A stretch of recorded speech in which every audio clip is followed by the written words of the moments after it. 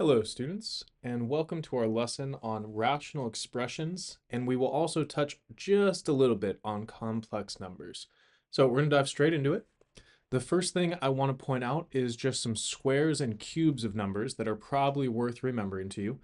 And by worth remembering, I just mean they come up enough in math classes and in real life a little bit, where it just makes your life easier if you have these memorized, just like your times tables and addition that you learned in elementary school.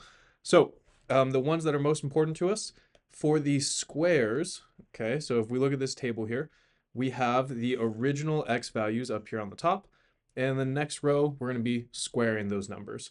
So when it says x squared right here, we're just going to take the number on top, square it. So 1 squared is 1, 2 squared is 4, so on and so on. You should know all of these up to 15. All right, so all of the squares up to 15 go up to 225. These come up so often in these classes that it is absolutely just going to make your life harder if you don't have these memorized. So all those squares up to 15, please commit those to memory. All you have to do to get those down, by the way, just make a couple flashcards and just practice squaring them. All right, it really does not take that long. There's only 15 numbers, and you should probably already know at least the first 10 just from practice you've done in the past. All right, as far as cubes go, I do not expect you to memorize the whole row for cubes. So instead, when we look at the perfect cubes, I expect you to know that 1 cubed, meaning 1 times 1 times 1, where there's 3 of them, is just 1 still. 2 cubed is 8, 3 cubed is 27, 4 cubed is 64, 5 cubed is 125. Those are the most important ones. And then if you want to memorize a couple more, it does come up pretty often that 6 cubed is 216, 7 cubed is 343, and that's generally where I stop seeing these come up all that much. So I would go ahead and say that you really don't need to memorize any of the rest of these ones. There are just a couple other ones that I want to point out that go beyond this, and those are higher powers. So for x to the power 4, I would like you to know just a few. I need you to know that 1 to the power 4 is 1, of course, but you should know 1 to any power because it just stays 1. 2 to the power 4. If we do 2 times 2 times 2 times 2, that ends up being 16. It's nice to know the powers of 2. 3 to the power 4. Well, if 3 cubed is 27, then times 3 one more time is going to take us to 81. And then 4 to the power 4. This one I would say is just on the fringe of is it worth memorizing? Honestly, it's probably not, but this is the last one for the power 4s on the right. So if 4 cubed is 64, and we multiply 64 times 4, well, 60 times 4 is 240, 4 times 4 is 16, so you add together 240 and 16, you get 256. I would argue those are worth remembering, and if you really want to try hard, then 5 to the power 4 is going to be 625. I personally don't find it valuable to memorize them past that, but if you enjoy memorizing numbers, more power to you. And last ones is for x to the power 5, there's only a couple I would like you to know. 1 to the power 5 is, of course, 1, and 2 to the power 5 is, excuse me, it's 32. If you want to know 3 to the power 5, because it is actually going to come up in this lesson, we can just multiply 81, which is 3 to the power 4, times 3 one more time, and we get 243. The only reason I go as high as that one is because it's actually going to show up in this lesson. So those all, I would argue, are worth committing to your memory, or at least being comfortable with their existence to where you can very easily find them when you need them. But you don't want to have to be pulling out a calculator every time we see a number. Ideally, you'll just know what these numbers are so you can quickly reference them without having to look anything up. All right, so all that being said, that's just groundwork for what we're going to be doing in this lesson. There's going to be quite a few instances where I reference numbers in this table without explicitly really explaining why, because it is kind of just expected that we have these memorized at a certain point. Okay, so now let's get into actual radical expressions. So in the middle of the screen, you can see that we have right here the square root of 64. There are two key parts to this.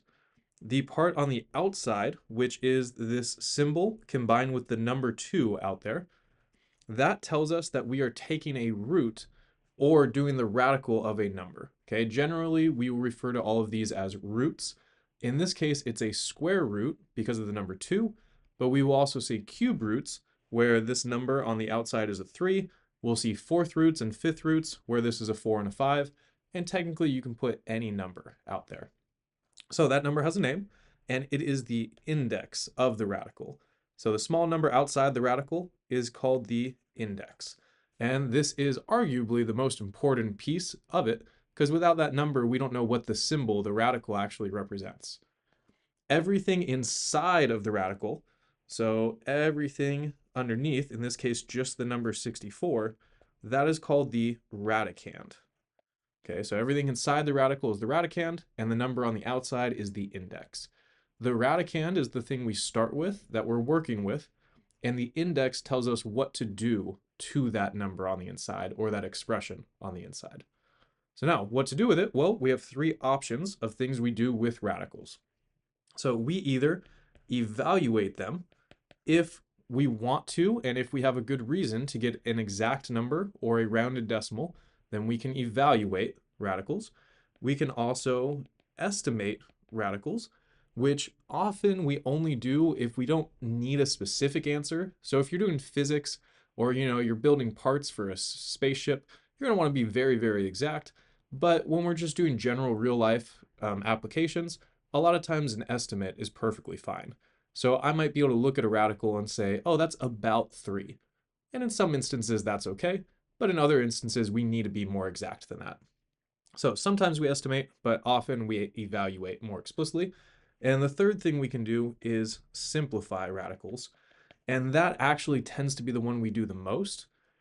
Okay, when we evaluate radicals, so this first part, this is usually only if it's a perfect root, which we're going to talk about in just a second. But essentially, evaluating we tend to do when it's easy numbers to work with, relatively speaking. Estimating is something we really only do in certain applications where we don't need to be that specific. And then simplifying is the thing we probably do the most throughout mathematics, where instead of saying an estimate of what the radical is, we're going to keep it in specific terms where it's an exact value. There's been no rounding or estimating involved, but it doesn't necessarily look like a nice clean number the way it will when we evaluate them. So simplifying is what we do when we want to take something that looks really complicated and make it look a little bit nicer, but the simplified answer tends to still not look that convenient for real life purposes. But it does keep it exact and it maintains all the value, which is good for us in mathematics. All right, so now evaluating first. We have what are called perfect roots, where a perfect root is a number whose root value is a whole number. So for example, the square root of 49 is equal to 7 because 7 squared equals 49. So 49 is a perfect root because it has a whole number as its solution when we take that square root of the number. All right, so all these ones we're going to deal with in this first section will all be perfect roots. We have a little caveat though, and this is going to be where we just touch on complex numbers.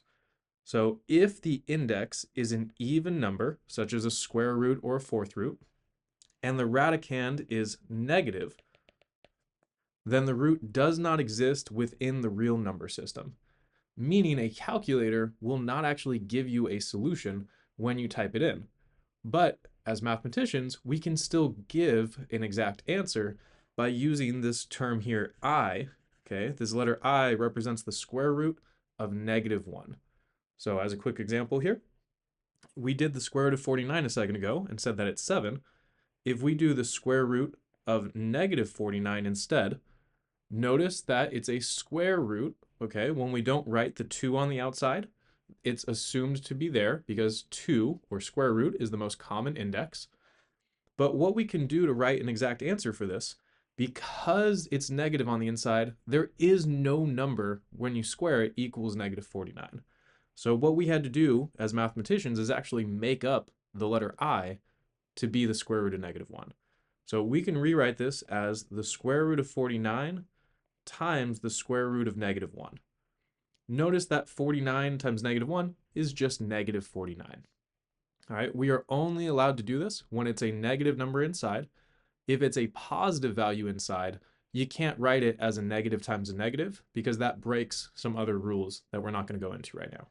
But we can split up negative 49 as 49 and negative 1. And then if we square root 49, we get 7, just like before. And using our definition of I right there, the square root of negative 1 is I. So we get 7I as our answer.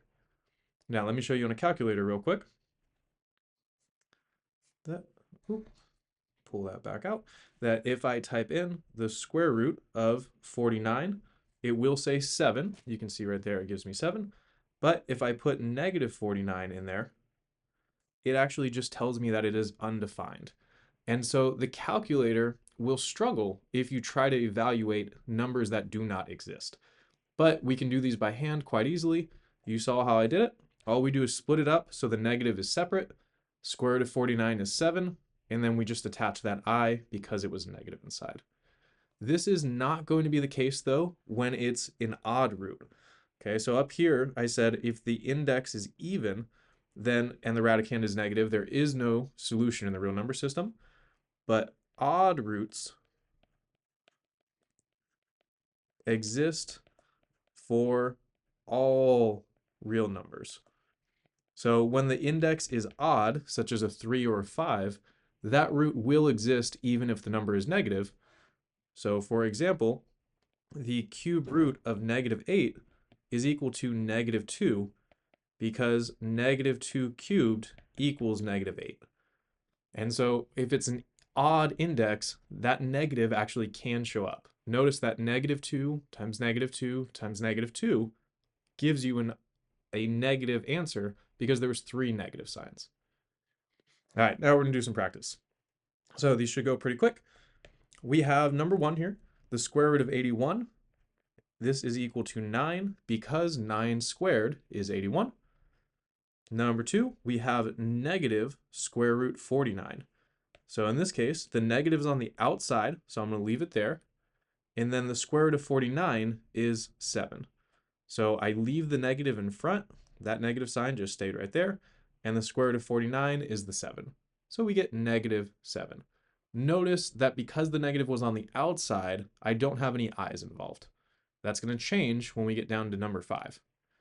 All right, number 3, we have the cube root of negative 125.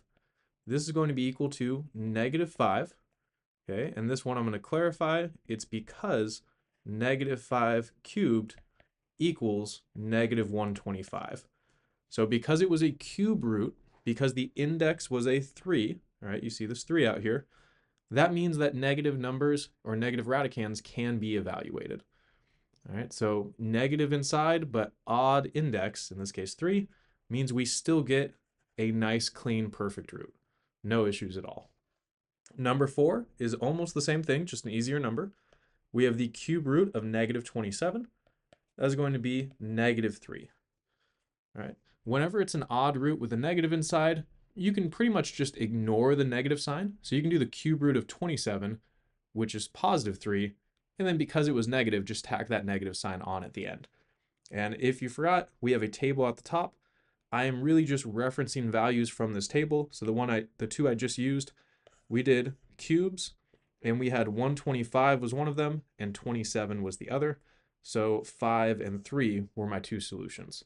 So by knowing that table, it makes the calculations we're doing down below here much easier. All right, next one. Number 5, we have the square root of negative 64.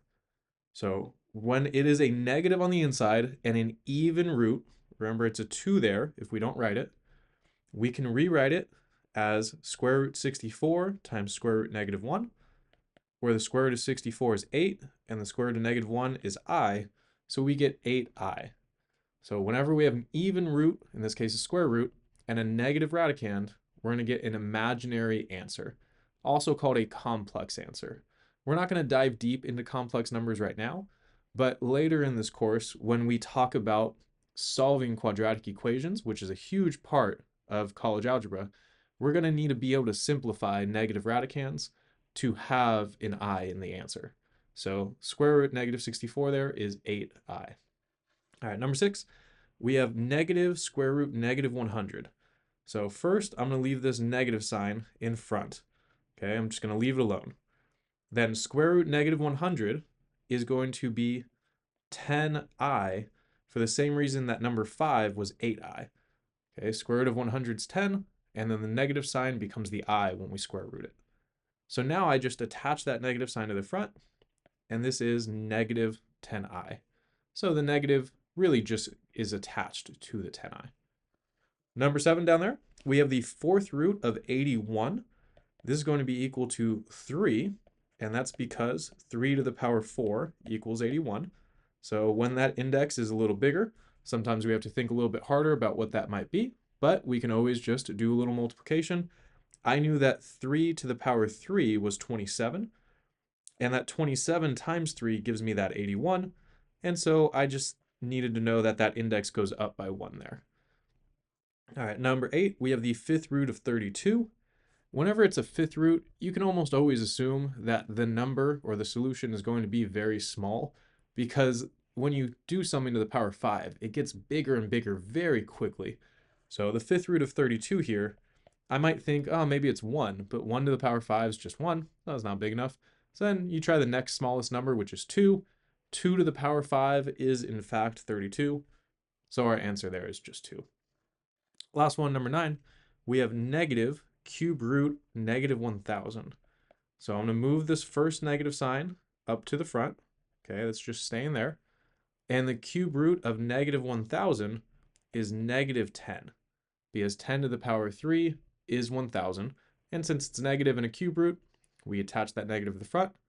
Now I can multiply the two negatives together, and we just get positive 10 as our solution. So the key thing, notice I drew a few arrows as we went along here. Whenever there was a negative in front, we leave that negative until after we've evaluated the root. Because you need to think of the square root here, or the cube roots down here, as grouping symbols, where we have to do this operation before we do the negative. Okay, remember order of operations, we do the grouping symbols first, and the radical is a grouping symbol. It keeps everything together. We do those symbols first, and then we attach this negative at the end. All right, so that was for perfect roots. But now we're going to talk about when the roots are not perfect and we want to estimate them. Okay, estimating is good for a lot of real life applications where you don't need to know an exact answer, but you want sort of an educated guess about what the answer might be. And of course, it's not really a guess, it's an estimate. You're saying what it's close to. So if a number inside a radical is not a perfect root, we can still estimate its value by identifying the two integers it lies between, where an integer is a positive or negative whole number. So plus or minus whole number. Okay, so all the negative whole numbers, all the positive whole numbers, those make up the integers. So we're just saying no decimals. You can also use a calculator if you want to get a decimal approximation, but what we're going to see in these next two or on this page is that we can either estimate or we can simplify to keep things, if we're estimating, we're really just guessing and rounding, and if we're simplifying, we're given exact answers. Usually decimal approximations, at least in my opinion, are not all that useful to us unless we're trying to calculate a specific value.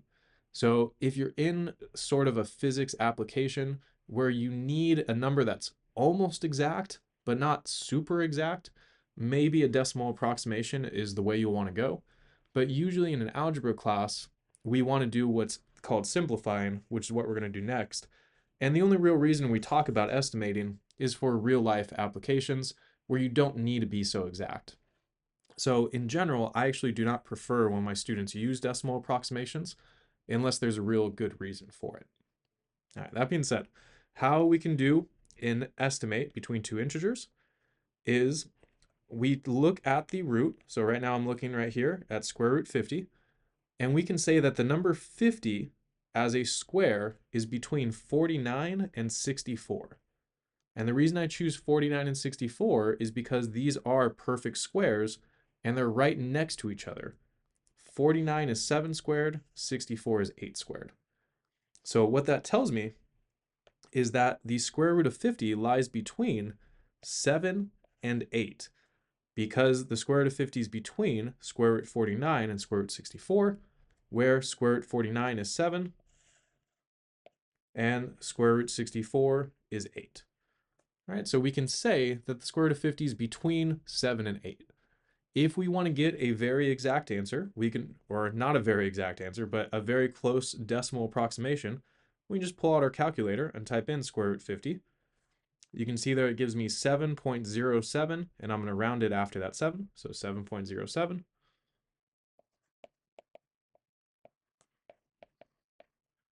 And we can have a very good estimate, a very close decimal approximation. But in real life application, like if you're at the grocery store trying to just do some quick math, usually you can just say, that's about 7 or about 8, and that's going to be a good enough solution for you. But again, if you're in like a physics application where you need some decimals on here, you might use that decimal approximation. For these examples, we're just going to say which integers it lies between though. All right, next one, for a cube root of 40 is going to be between cube root 27 and cube root 64. 27 and 64 are the two perfect cubes on either side of 40. The cube root of 27 is 3, and the cube root of 64 is 4. So we can say that cube root of 40 lies between 3 and 4. And again, if we want a decimal approximation, then we can say that the cube root of 40 is approximately, and use our calculator. To do the cube root, you're going to need to go to function and find the one where it allows you to do different roots, which is pretty far down this list.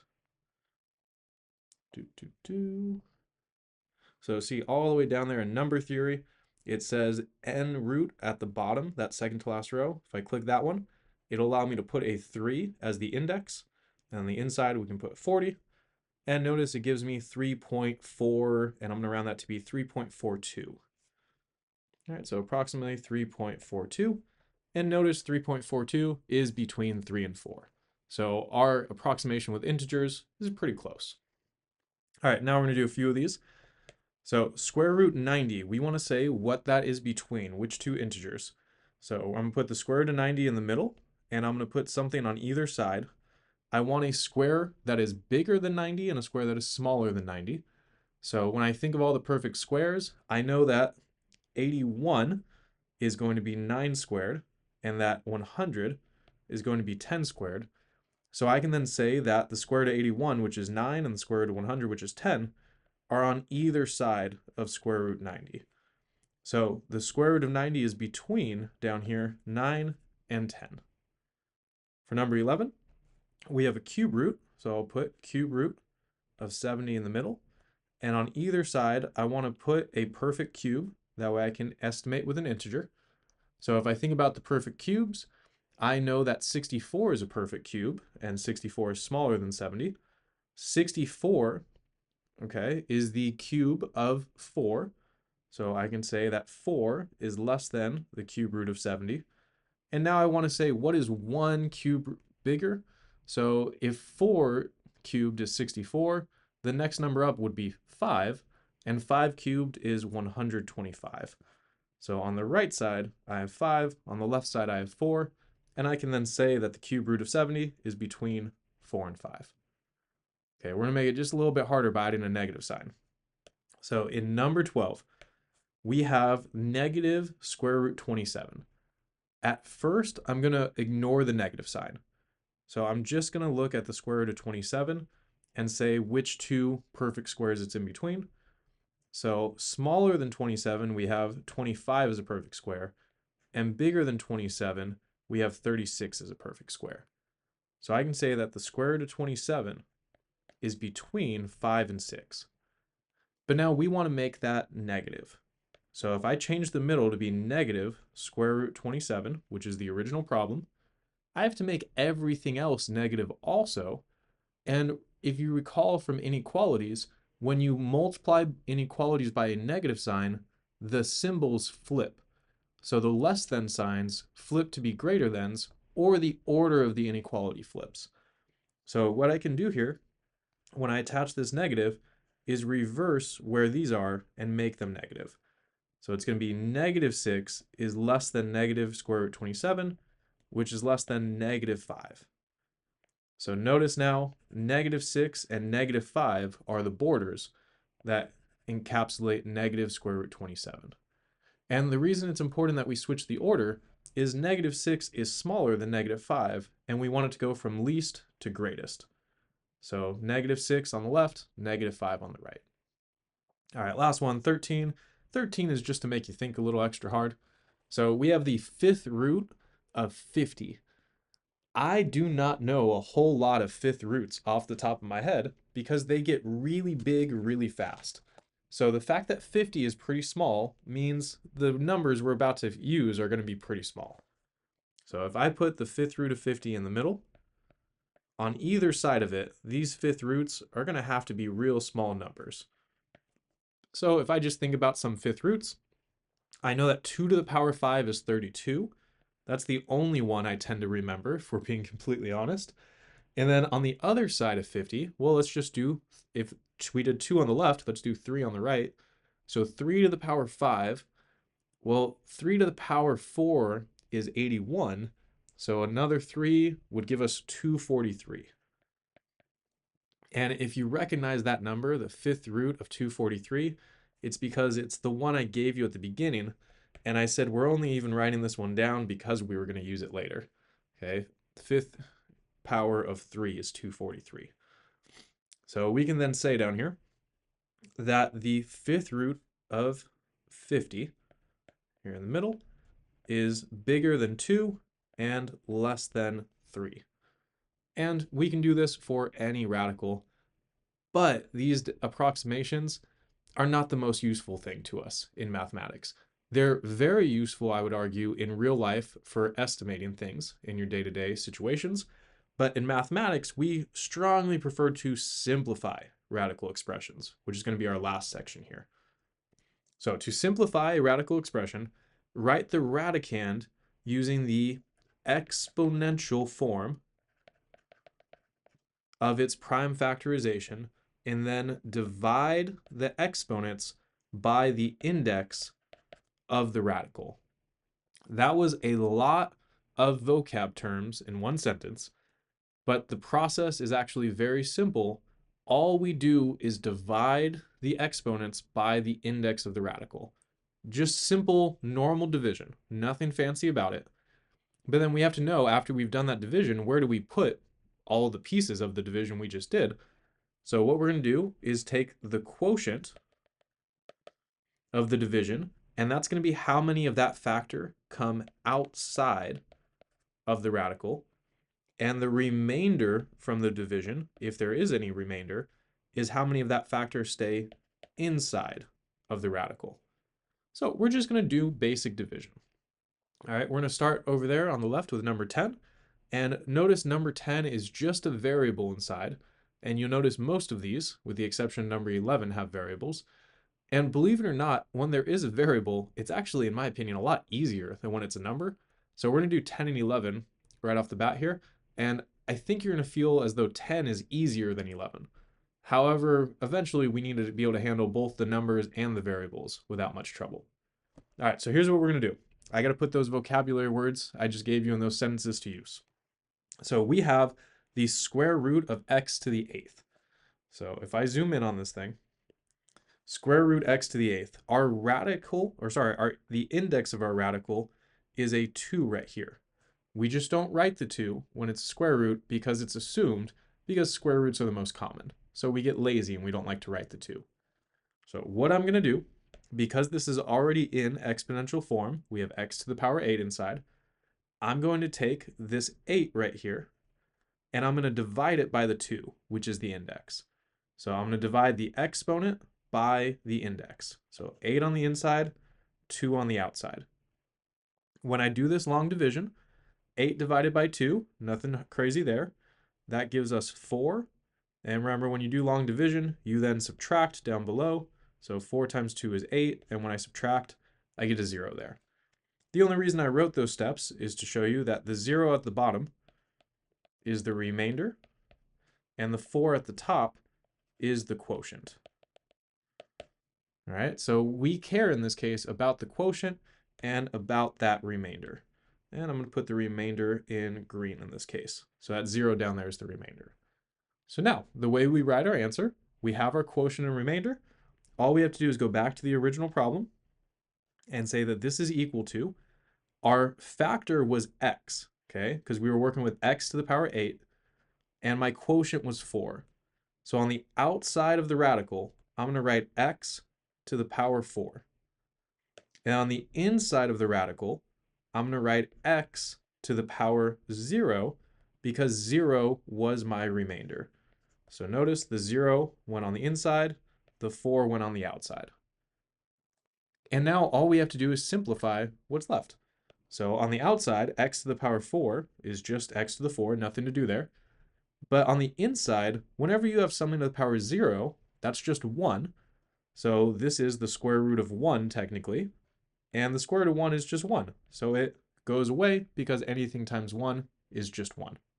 So x to the 4 is our answer. Notice that a lot of what I just wrote down was unnecessary. Okay? These two pieces here, because the remainder was 0, we really had no reason to write this. It just made more steps for us that we didn't need to do. X to the 4th was the answer the whole time. And then the long division I did over on the right, this is not unnecessary, but usually you can do this division in your head because the numbers don't tend to be all that crazy. For the most part, we'll be dividing small numbers like 8 and 2. We're not going to be dividing massive quantities in most cases. And so usually this step can just be done in your head.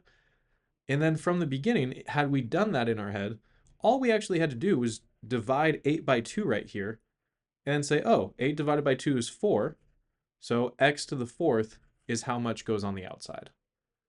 All right, that was with variables. I think it's easiest with variables because you don't have numbers getting mixed around between exponents and bases.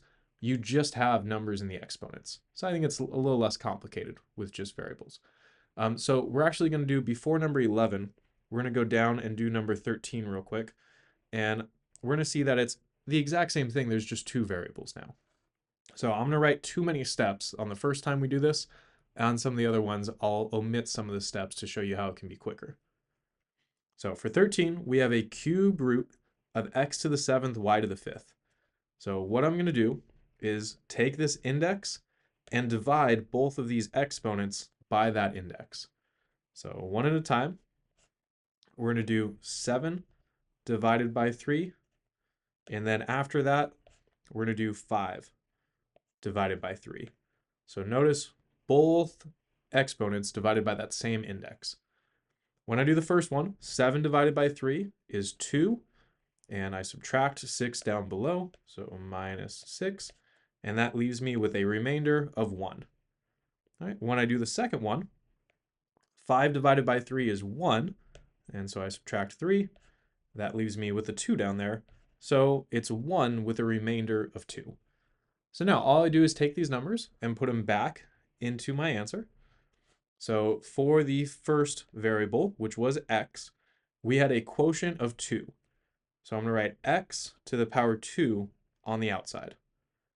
For my second variable, we had y to the power 1 was the quotient. So I'm going to write y to the power 1. That was taking these two quotients and putting them on the outside. Now on the inside of the radical, which is a cube root, remember, the remainder of the x's was 1. So I'm going to write x to the power 1 on the inside.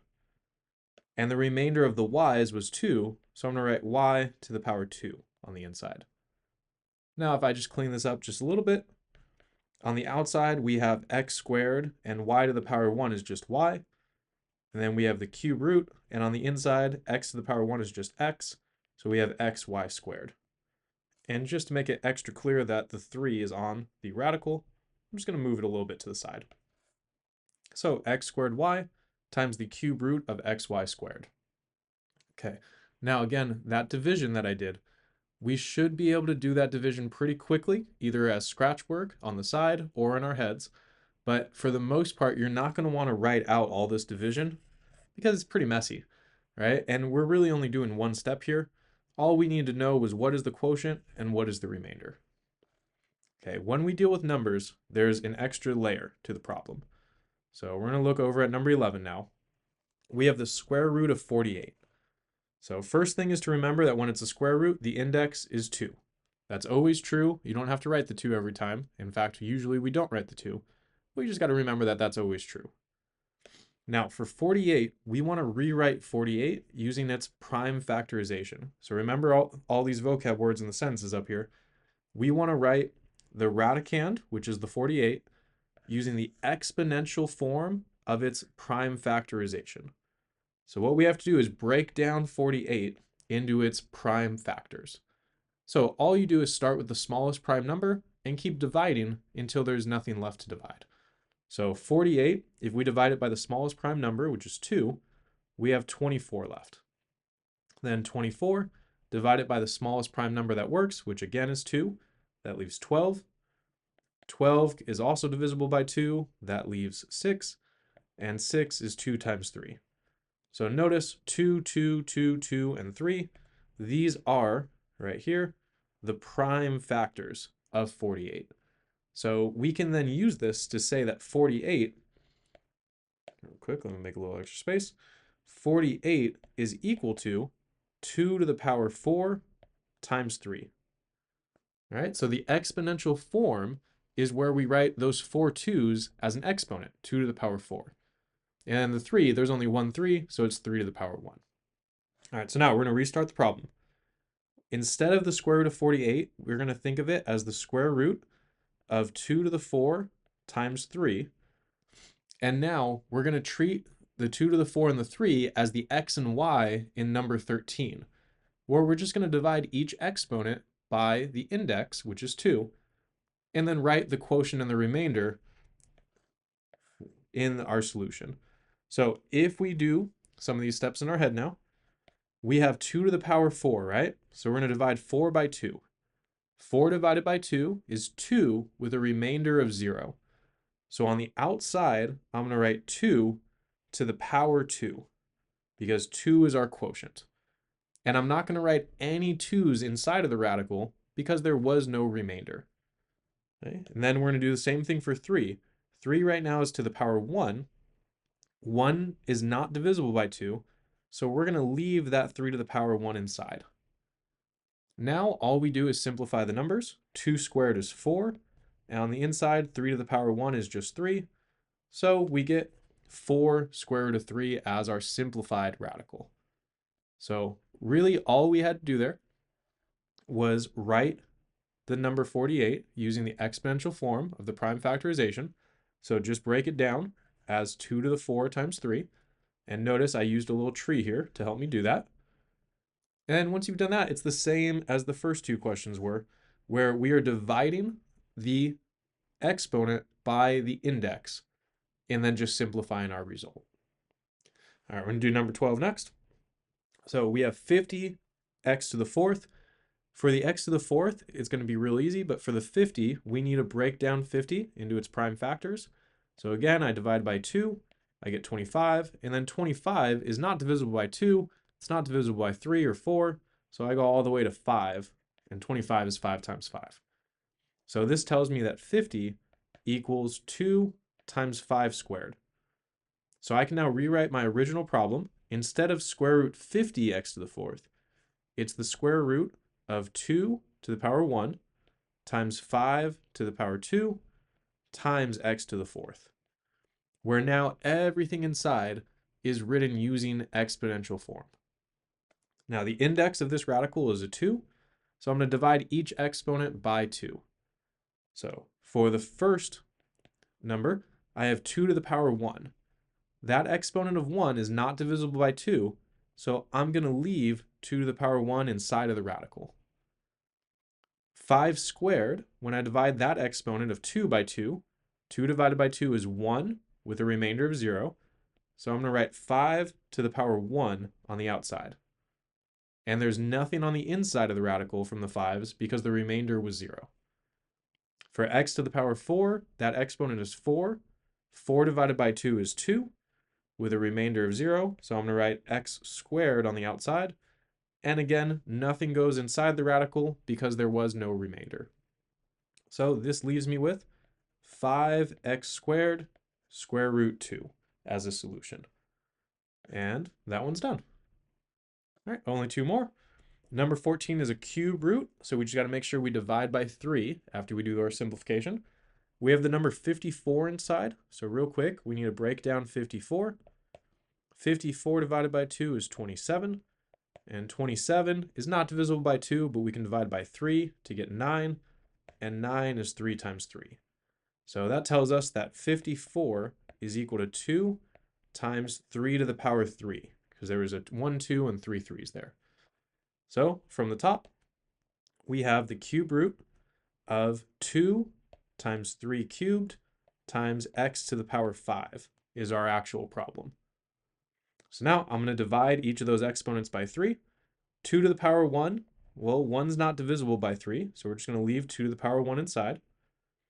3 to the power 3, the exponent divided by 3 is 1, so we're going to write 3 to the power 1 on the outside, and there's no remainder. X to the power 5, 5 divided by 3 is 1 with a remainder of 2, so we're going to write x to the 1 on the outside, and we're going to write x to the power 2 on the inside, because we need to make sure that we don't forget about that remainder. A lot of times there is no remainder. In this case, though, we have x squared left over. So when we simplify this, we have 3x cube root, sorry, I forgot to write the 3 on the as the index there, cube root of 2x squared. So that one doesn't actually look all that nice by the end. And I did warn you that when you simplify, sometimes your solutions don't actually look all that pretty, right? Like even for number 13, it was not all that pretty. Number 10 was x to the 4th looked nice, and number 11, 4 square root 3 looks pretty good. But they don't all simplify to be that beautiful, and that's okay. It will make calculations easier for future things we do with radicals. All right, one more, and 15 is really just to be mean to you and show you that sometimes the radicals don't simplify at all. So if we try to break down 210, we can divide by 2 to get 105. Then we can divide by 3 to get 35. And 35 is 5 times 7. But notice that means that 210 is 2 times 3 times 5 times 7. Those are all by themselves. There is no exponents other than 1 on these. So 210 equals 2 times 3 times 5 times 7. None of that is going to be able to come out of the radical because all the exponents are 1's. And so when we divide by the index, which is 3, those are all going to be stuck inside. So we can go ahead and rewrite this as the cube root of 2 times 3 times 5 times 7 times x cubed times y to the 4th. But the only things that are actually going to simplify here are the variables. So when I divide the variable exponents by 3, x cubed, the 3 divided by 3, is going to give me x to the 1 on the outside. Y to the power 4, 4 divided by 3 is going to give me 1 with a remainder of 1. Okay, so we have y to the 1 on the outside, and we're also going to have 1y left over on the inside because our remainder was 1.